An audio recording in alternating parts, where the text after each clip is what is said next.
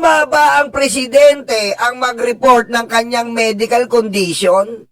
Abay, tanga. Aray ko. Pakinggan natin to. Tama nga ba si Claire Castro na ang Pangulo ang siyang may pangunahing karapatan na mag-report ng kanyang medical na kondisyon? Parang alanganin, umpisa pa lang alanganin na. Sandali lang ha. I-share muna natin to sa ating mga kaibigan dito sa other world. Ito po. I-share muna natin to sa ating mga kaibigan dito sa other country. Yan.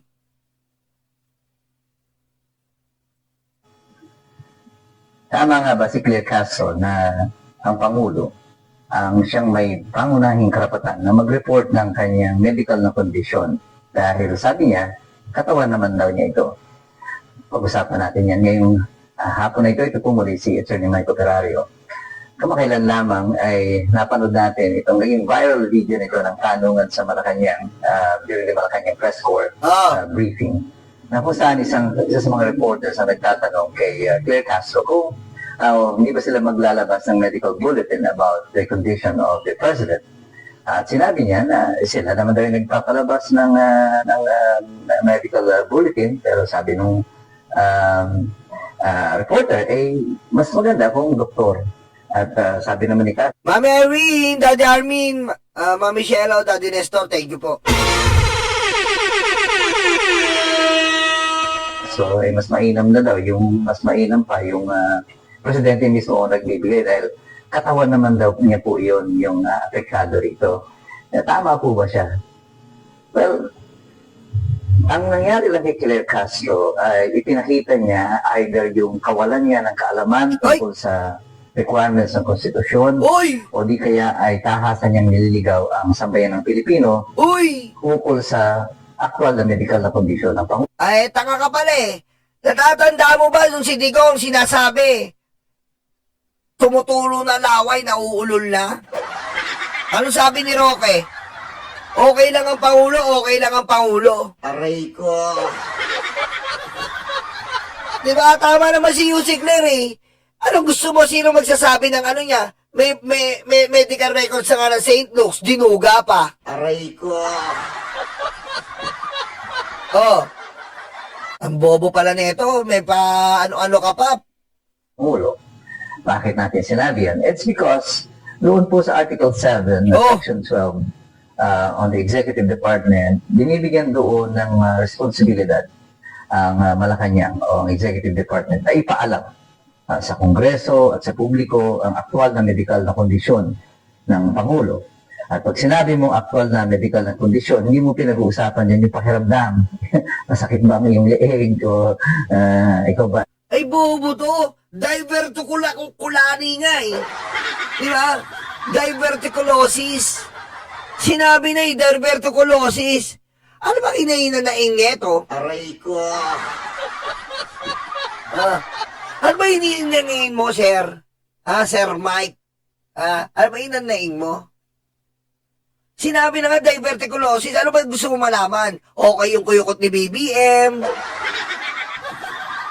Ano ba gusto mo? Ay ba gusto mo malaman? Gumagana pa yung betlog niya. Ano ba gusto mo? Aray ko.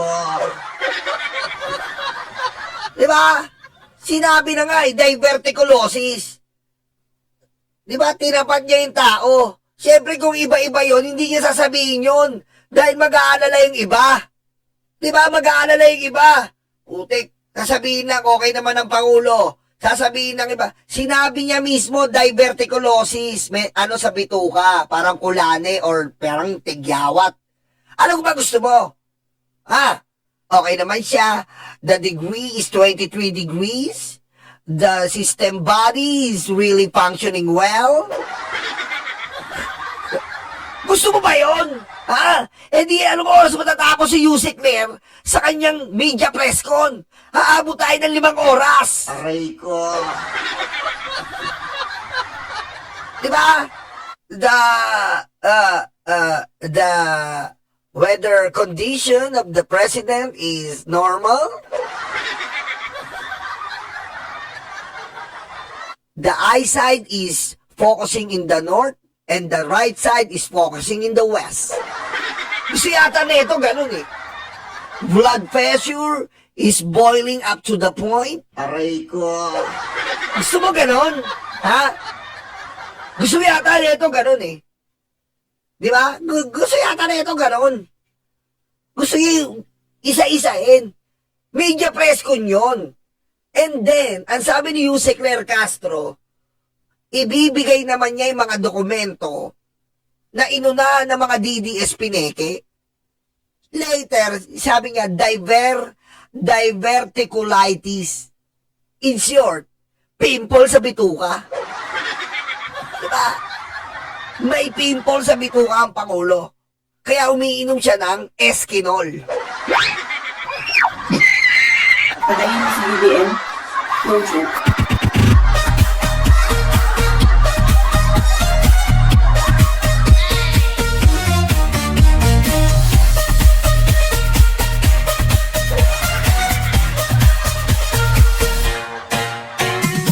Diba? Kaya siya nangayayat. Ikaw ba naman Eskinol lang ang iniinom mo? Hindi ka pangangayayat. Ang bobo na ito, men. Ang bobo mo, Mike.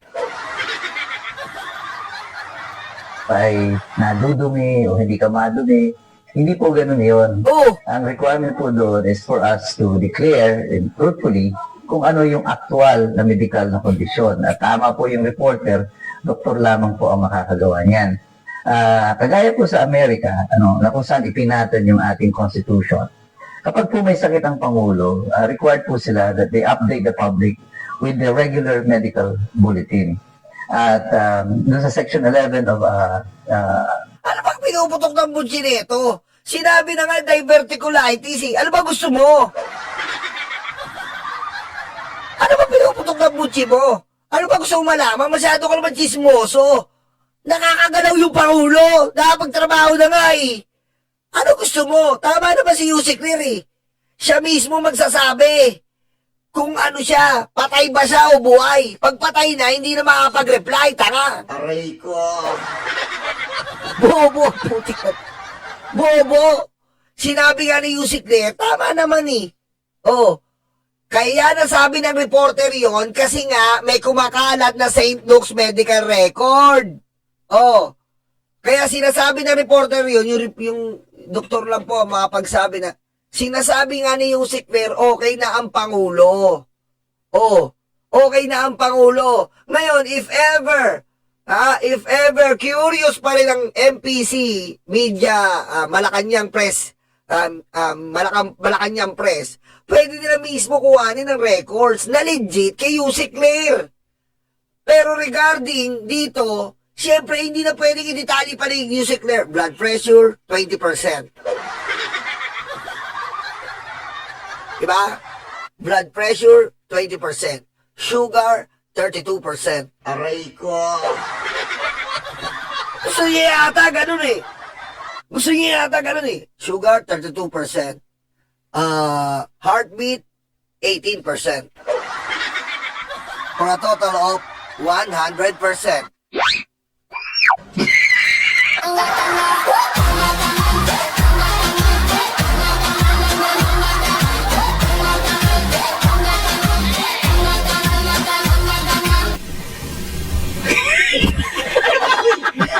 Tanga-tanga to eh.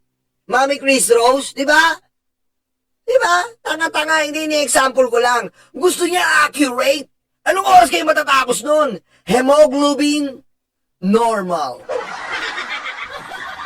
Mga ganun. Gusto niya ganun eh. Hemoglobin, normal.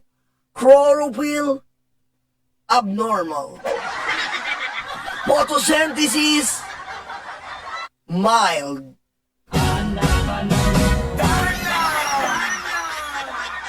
Diba?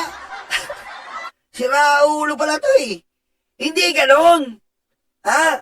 Anong oras matatapos si Jose Claire noon? Ang importante, nasabi ng ating Jose Claire na pinakamaganda na okay ang Pangulo. At nasabi niya, siya mismo papatunay. Yun ang sabi niya, siya mismo ang magpapatunay na okay siya. At nakita naman. Kaya nga pinuntahan ni Jose Claire eh. Oh, okay ang Pangulo. At pa hindi pinuputok ng butsi mo? Halaman ba yun, Addictus Rex? Halaman ba yun? Hindi ko alam eh. Aray ko.